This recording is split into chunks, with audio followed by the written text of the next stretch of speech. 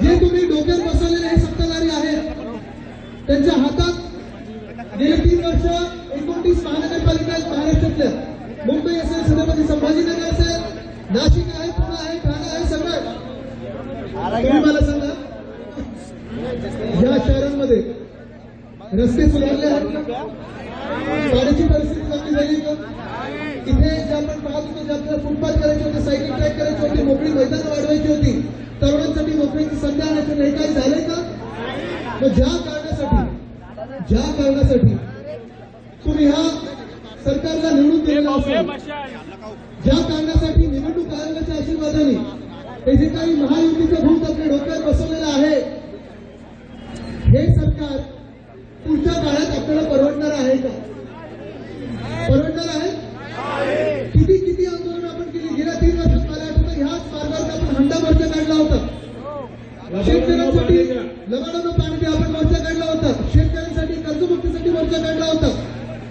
ह्यांचे सगळ्यांचे जे तुमच्या इकडचे मंत्री आहेत, पालकमंत्री असतील, मस्त व्हिडिओ येतात, बॅगांमध्ये पैसे असतात. हे पैसे तुमच्या हाती लागतात का? हे पैसे ह्यांचे स्वतःचे तरी आहेत का? मग हे पैसे येतात कुठून?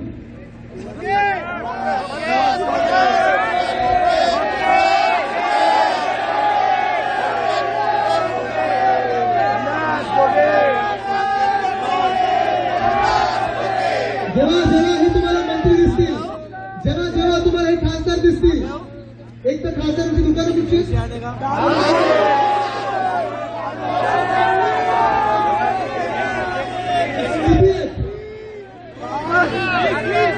किती आहेत?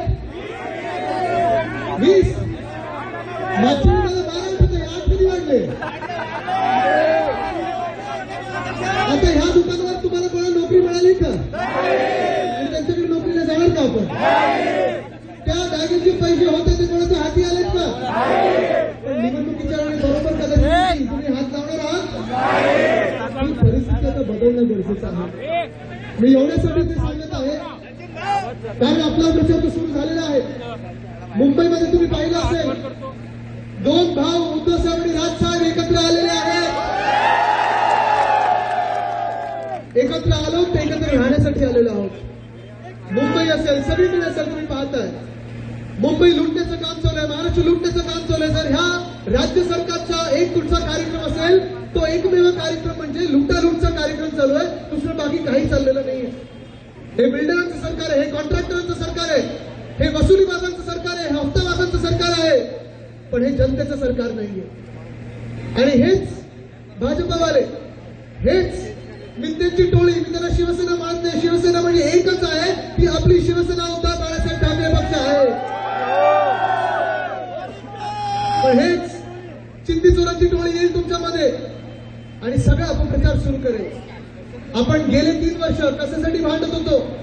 नळात आमच्या पाणी द्या, आम्हाला हाताला नोकरी द्या, हाताला काम द्या, जी हफ्तेबाजी तुमची चालते ती थांबवा, आम्हाला चांगले रस्ते द्या, चांगले फुटपाथ द्या, वेळेला वीज द्या.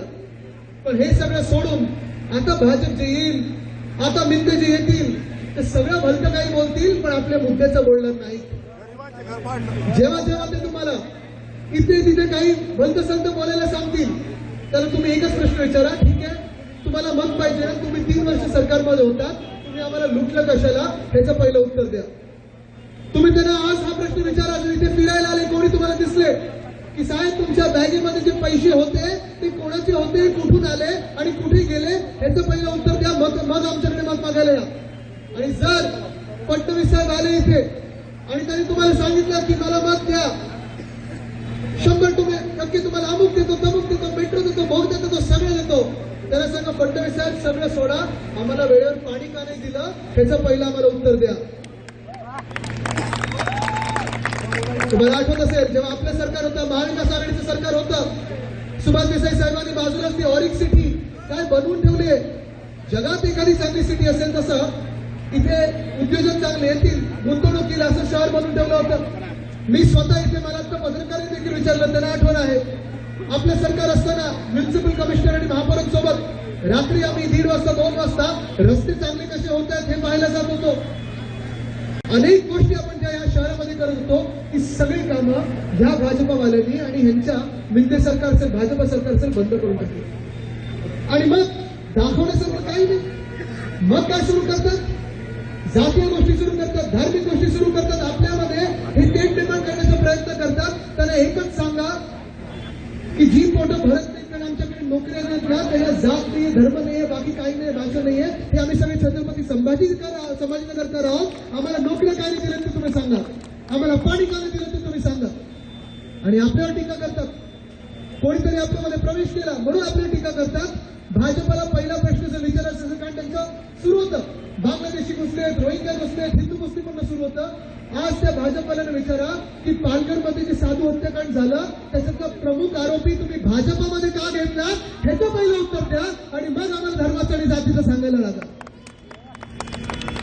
पण आज ही जी ताकद इथे एकवटलेली आहे, तरुणांची आहे, महिलांची आहे, जातपात धर्म समाज ह्याच्या पलीकडे जाऊन आपण सगळे छत्रपती संभाजीनगरकर म्हणून एकत्र ताकद म्हणून आलेलो आहोत. ह्याला हे भाजपवाले घाबरतात, या एकीला भाजपवाले घाबरतात. आज तुम्ही मला सांगायचं आहे, एकच उत्तर द्यायचं आहे. तुम्ही जी परिस्थिती आहे ती तुम्हाला मान्य आहे की बदल घडवायचा आहे? आणि बदल जर घडवायचा असेल तर बदल घडवण्याचं चिन्ह हे कुठचं आहे? चिन्ह हे कुठचं आहे? आपलं चिन्ह हे कुठचं आहे? आणि बदल जर घडवायचा असेल तर बदल घडवण्याची तारीख कुठची आहे? 15 ना? कोण बाहेर फिरायला जाणार आहे? भाजपच्या अपप्रचाराला बळी पडणार आहे? नेते जे खोटं बोलतात त्याला बळी पडणार आहे?